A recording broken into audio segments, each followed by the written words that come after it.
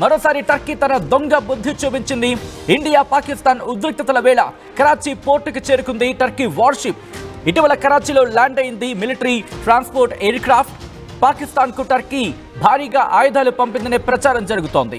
మరి ముఖ్యంగా కొద్ది రోజుల క్రితం కరాచీలో ల్యాండ్ అయిన ఆ మిలిటరీ ట్రాన్స్పోర్ట్ గురించి అబ్బే మాకు తెలియదే, మాకు సంబంధం లేదే అన్నట్టు కాకుండా ఏముందో తెలుసా, ఎస్ రీఫ్యూలింగ్ కోసం వెళ్ళాం అంతే తప్ప ఇంకేం లేదు అంటూ కూడా సమాధానం ఇచ్చుకుంది. నాకు డౌట్ వస్తుంది, వాళ్ళ దగ్గరే ఫ్యూయల్ లేదు, ఇంకా వాళ్ళే రీఫ్యూలింగ్ ఇస్తారు. ఇప్పుడు ఎవరి దగ్గరికి వెళ్తాం? పెట్రోల్ బంపులో పెట్రోల్ ఉంది లేకపోతే ఉంటుంది అనుకున్న వాళ్ళ దగ్గరికి వెళ్తాం. కానీ టర్కీ ఏమంటోంది? పెట్రోల్ లేదు, డీజిల్ లేదు పెట్రోల్ బంకులు. మరి ఫ్యూయలింగ్ ట్యాంక్ దగ్గర ఫ్యూయల్ నిండుకుంటుంది అనుకున్న వాడి దగ్గర, అంటే లేదు అయిపోతుంది అనుకున్న వాడి దగ్గరికి రీఫ్యూలింగ్కి వెళ్ళిందట.